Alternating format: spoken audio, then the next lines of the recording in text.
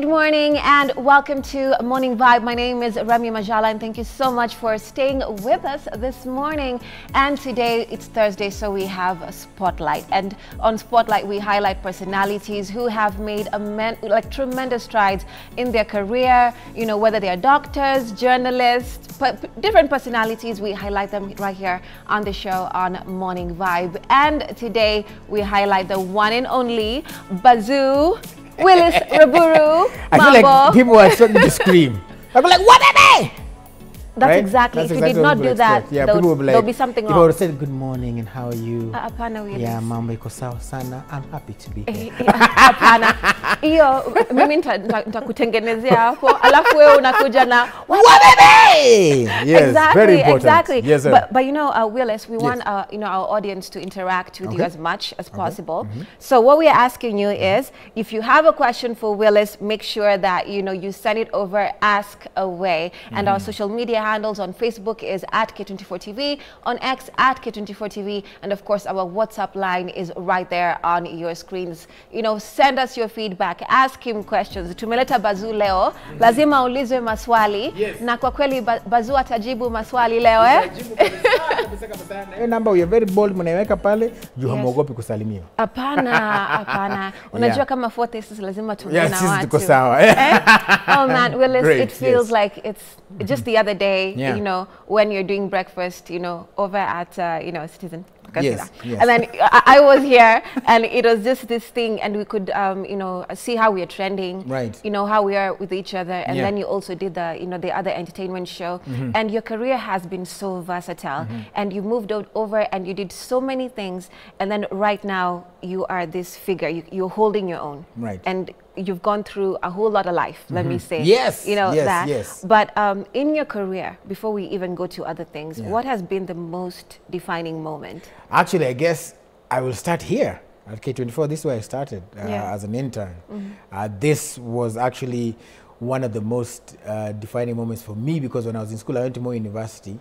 And back then, now it's different. Back then, they were focused a lot on publishing because the course was information science and there was publishing and media. So they were focusing a lot on publishing. So, you know, they'd place people in your Longhorns, your Oxfords and publishing houses. But the media element was, I mean, we did have people there. We had Alex Chamwada and all these people who were already doing things, Gashuri.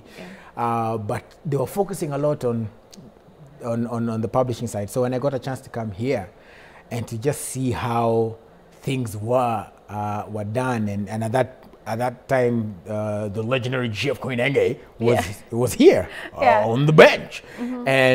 But I mean, it was a pivotal moment because, so funny thing, so it was here, and not the station, but the people. It was one person actually who told me that my voice is not meant for TV. And tulisumbuana sana na yeye kama wiki mbili. Sitamuita jina manake. Yaliondoa ile sipite. So but then I guess it's also where I just got the motivation to see how things work. So it happened here. So for me, by all intents and purposes, this is actually home. So this is where it actually started. This was my first, you know, and I remember Caleb Karoga teaching me how to use a camera and white balancing. Exactly. Oh my goodness, the Panasonic cameras and you have white balancing and usikuja hapa na picha blue. You know, akina green na hizo colors zote. And hapa huku fungua iris, you know, it was ulikuwa unabeba tripod na camera peke yako ukaenda kushoot conference. Unaenda pale unaweka microphone nini ama unapata press conference imeisha, trying to navigate, asking footage and partnering. So I got the whole shebang here for the 3 months I was here. Then I went back to school. Then it's when I came back and I started again as an intern at Citizen. And then, and from there, I guess, April 2010, until last year. I see. I know, Willis. You know, coming into the industry, most of the time you're told how you're supposed to be. And most of the time you wear many other faces other than your own. And it takes a lot of courage, in my opinion, to just be Willis. You see, we saw you reading news a whole lot now before you went into the entertainment space, and you were very, you know, you're put together in your coat, you know, handling very serious matters. I remember the Truth Meter. Yes, I love Truth Meter. Got me in trouble, but what hasn't? You would get into trouble. You would yeah. get into trouble. Yeah. But then when was that moment when you started putting yourself in the news, in the business? You know what I mean? Like when you started now introducing your personality as opposed to being a talking head. And then now we started seeing Willis Raburu. Now he started emerging from now the talking head. Yeah. Because you see, like, just to put it in context, now in campus, I was doing comedy, actually. I used to have a comedy show, and I would charge people 30 shillings to come and watch. Okay. And it was actually called Wayne Live. My middle name is Wayne. Shout out to my mom. So, so cool. Tell me that story. So you know, like, people imagine all the people in campus who knew me as this guy who was doing comedy, and I did the whole thing like Madia. I had a whole other personality called Penina, who I would dress as and oh my goodness, do the comedy. So imagine those people then coming to see me and saying, the challenge now for Parliament is whether they can walk and chew gum at the same time. Willis Raburu, you know. So I felt already just that as a background. I felt like then. I loved it. I loved telling stories. I loved reading the news, but I just felt like there's such a construct. There's a way you're supposed to behave. Like you can believe, and scene. Exactly. Yeah. Good it's morning. like you have a mental problem. Yeah. You know, like just the flip, man. The flip is there, and then also seeing again in the newsroom, seeing the other personalities out of the out of the TV and reading news. And like, this guy is crazy, he's loud, so then I quickly realized that is, and all respect to them and all news anchors, but it's the job. It's just that now you have to find yourself in the job, you know, like when I asked a lot of questions coming up. So anytime I would talk to Michael Njenga, Hussein Mohammed, Johnson Mokazi, and I would ask them, what do you do to be a good news anchor? And they would say, first of all, I think it's Hussein who told me, do you like what I do? And I was like, yeah. And same thing to Johnson Mokazi, do you like what I do? And they said, it's just simply because I'm being me. This is just me. That's amazing. That's why I am the way I am. And so for me, the struggle was then being me. You know, I would write and try to put some humor. That's why Truth Meter became an outlet for me. Like, where I can joke around with the news and make fun of people and also tell, you know, make people laugh. And then, lakini hapa amesema kwa ukweli. Yeah, you know, like that was that was like, it was nice uongo. Huyu jamaa amechizi kidogo. And so then when I started doing the news, I did the news, and then at some point when some research was done and people needed a new show, and I was like, okay, and let's came up with the show 10 over 10, and then after that, it was just the day I touched that mic and I was in an environment other than the news. Let me tell you, I felt so alive. Like, oh man, I can't even explain. In the first show, it was raining because it was outside, but I felt so alive. You never felt energized. I was like, wow. Yeah. And when I say make some noise, and like, ooh, the electricity. And then you have the studio audience. And then the studio audience is there, which is one of the first we did. So for me, that was just so fulfilling. And even through the challenges of the type of music, and people were learning. I mean, you know. It was TV, it was 10 o'clock, you know, people were dancing, you know, shaking what their mama gave them. And so it got us in a bit of trouble. I have a vivid memory of that. Yeah, it got us in trouble. I have a vivid memory of that. Because, and my argument is just normally like, you know, it was a learning curve for everybody. You know, it was the first time it was being done. And it was the first time, you know, there was that live audience. And so there were bound to be some teething problems. And the good thing is we would take it in stride, and the management allowed us to take it in stride and just keep learning. And also the timing and the watershed rule really helped. Otherwise, it would have been in a lot of trouble, but it was good to learn. So we fail as we go, yeah. And then we had Willis with the locks. With the red locks, man. Yes. Like that spanned a whole lot of conversation. Yeah. So you just said you felt free, and you felt so alive in that moment. Yeah. And that's when you brought him out. Yes. What did you call him again? Bazu. Sasa Bazu ndo alizaliwa pale. No, Bazu alizaliwa. Well, out of a song, yes. Yeah. But the thing is, at that point, and you know, even when I was in campus, I had most of my campus people call me Wayne. And I always used to joke and say that, you know, there is Willis and then there is Wayne. So Willis was the more This Willis. Yes. I'm like, oh, my name is Willis. How you doing? Yeah. And then there was now Wayne. Wayne would be like, yo, hey, Twende. But then again, you just realize that, oh, all these people, we're just one person. So two things can be true at the same time. So for me, when I went for the dreadlocks, at the time, I just also felt that I needed a change. Because at the time, I had gone through my divorce, child loss, and the immediate thought of people was, he's put his dreadlocks because he's going through. You see, the way people, whenever you go through something, people say you shave your hair, both culturally and just because, I mean, sometimes you just want a new start. Sometimes you don't like how you look. Sometimes you you just want to detach so much from what you've gone through that you change. But that wasn't it. Mine was just fun. For me, it was just hair. I just wanted to put the hair on. And plus, it was a bit of a mini, very small percentage of a rebellion. Because I felt like everybody was telling me what to do and how to be. And I wasn't making decisions for myself that I wanted. And so I remember just calling these guys and like, nywele yangu inaweza locks. They said tunaanza na artificial. I'm like, okay, now come. It was that simple. It wasn't like, let me just think and hatch a plan about how I can do this. It was just hair. But when you're looking back at all those things happening, they're very monumental. You're going through something heavy, personal, divorce. And then here you are on the show that you love and you're coming alive. How did those emotions collide? It was tough because, again, I just lost a baby. Then I lost my marriage. And then the show is fun.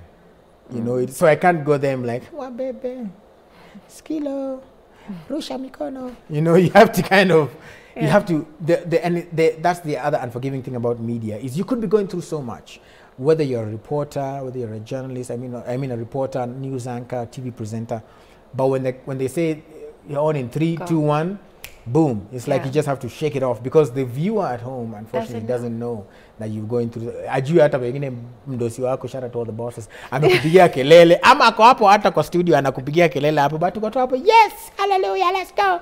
So for me it was, I used to literally sit in my car, cry, go do the show, come back, leave, cry, because of just the pain, because of just the things that I wanted for my daughter. I wanted my daughter to know that daddy is a fun guy, and I had envisioned her and just knowing that, whenever you think about daddy, is that fun guy you'll be watching on TV. So for me, I was just like, man, so every time it reminded me that first that I have to do this, I have to work, I have to go on. And then that hayuko, like I'll still go home to this emptiness and void. It's like the show was a pause button. And then after the show, you go back to reality, comes back and hits you as hard as it can. And so it was intense. It was a very intense moment for me, and it's really then you see in life you kind of know. And then again, it didn't help that there was a lot of stuff going on social media, and people talking about stuff that they barely even know, misconceptions. People said I was with this random Rwandese girl. Oh my goodness, yes, that thing trended. It was so tough for her. I remember that because she actually had to reach out to me and tell me, yo, I'm in Rwanda and I have a deal with a certain, a certain company, and they're worried because they're seeing me trending in Kenya, and they're worried, like, am I breaking a home? I'm like, can you release a statement? And I told her, in communication-wise, sometimes when you deny something is when people think it's true. So just let it play out, give it a couple of 3-4 days. I'm sure it'll be over, and then if it really gets bad, I can actually reach out to them personally. I can do them a mail or something and say this is not true. But if I do a public statement, then it's going to probably be, they'll keep on talking about it. Because if it's been going on for 3 days, then I do a statement, then it will be Willis Raburu released statement on this, so it will take you back there. So it was tough, even just personally and my friends. I changed my number, actually. You notice I have 2 phones now. Yes, I had to change my number. Because then, you already know, shout out. Yeah. But I had to change my number because I actually, for 4 months, I was off social media. I deleted everything. Wow. Like even if guests were coming on my show now, they'll have to email me their pictures, email me their songs and stuff like that. And then of course the producers also, because I didn't want a situation where even on WhatsApp, you can be off of the Instagrams, X and all this, but you know how like when the blogs write a story, then your friends will be like, umeona hii. Yeah. Umeona hii. So I like they send things about you that you, yes. I know it's pretty. So I was like, no, I don't want to do any of that. So having to heal, I always say that for us who are on the screens, we basically live life in an aquarium. Yeah, so everybody sees everything that happens. Everything. Yeah. they see we don't get to, if right now you start crying here, even if the cameras are off, somehow it doesn't. Hey. Man, there's a time I was covering something live a while ago, and I had the sniffles. Yes, they're like.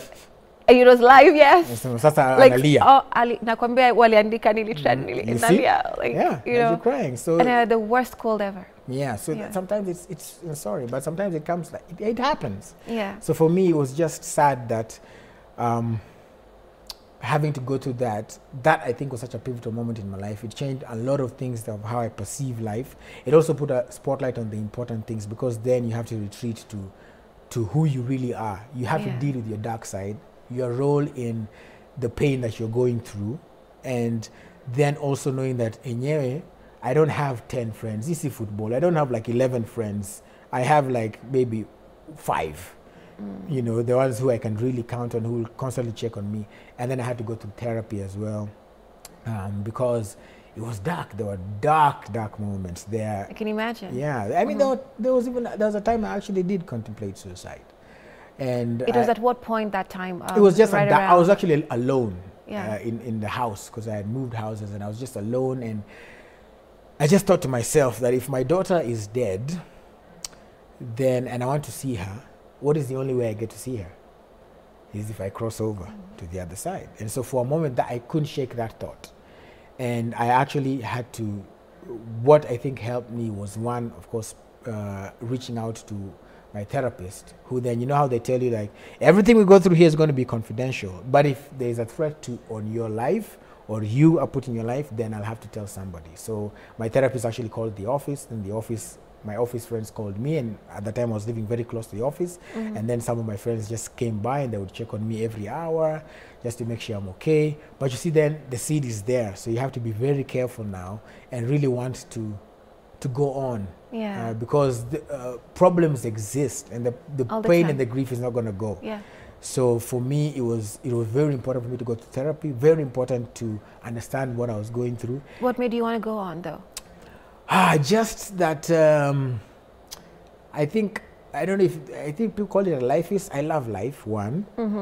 And two, and now that again I have 2 other kids, my thing is always, I want them, when they think about, read about, hear about their dad, to be that, you know, over and above, you know, this fame and stuff will come and go, but what person are they as a man? Because they'll go through problems. And I thought my daughter would want me to go on. I thought I still want kids in the future, and I thought there's still so much I want to do. They say God loves people more than anything, so there's still so much change that can happen. And if I do this, it will be almost giving up. And I mean, people have given up, but it will be giving up on something I don't even know. The what if, you know, there is what if I fail, but what if you don't?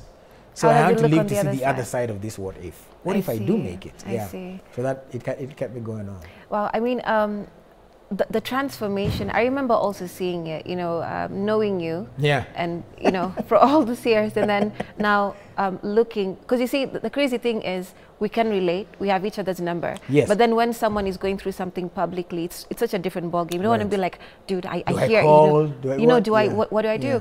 And then you can see the evolution. Right. And sometimes you can imagine that person is not seeing themselves evolve into Willis now. But you see, it was Willis then, and then now who we are now. You're very free. You're talking about your life. Yeah. You're facing whatever it is, you know, black and blue. It doesn't matter. Yeah. But how was that evolution? If you could capture that moment, what would you call it? I would call it, I mean, I guess like Mariah, emancipation. Yeah, I would just, it's like a becoming. It is a moment where, you know, it's so dark and people don't understand that some of these things, they don't go away. It's sort of like, you see, like there's water in this glass. It's just that the glass has taken the form of the water. If you pour this glass in a basin, it will take the form of the basin. If you pour it out here, it will be fluid and be all over. So you're kind of like that. It's so dark in there that you don't understand what's going on. You now have to sit and say, wait a minute, but hey, you know, like this one is on me. Or even if you are just an enabler, you know, and then also going through it also in terms of publicly, and then having to determine who do I want to be from here. Do I become bitter person who now takes it out on everybody else? Does this fuel me to become a better person? How does it change my perception on life? So I really had to go in and find out Willis ni nani. And remember, you're already coming from comedy, media, radio, TV presenter, radio presenter, 10 over 10, mutu wa kelele. Everybody thinks you're musician, yes, singer, kalale, yes, musician and thing, yeah. So you have all these things you're doing, which is your talent and your gateways of just expressing yourself. But who are you really? Now that becomes that dark moment is when you sit and you realize that, okay, like Whitney Houston says in the song, I was not built to fail. I was not built to break. Man. But that doesn't mean that there'll be an attempt. You know, I mean, kwa Kenya tunakuanga na reli huko kitambo, tuko na reli Kibra, but si watu walijaribu kuzingoa. So it doesn't mean that because document too. Yes. So it doesn't mean that because you're not built to break, there'll be an attempt to break you. And then realize what you're really made of at that point. But hold on to that thought, Willis. Yes. We're taking a short break. We'll be right back with more of this, and I'll read some of your, comments. Yes, sir.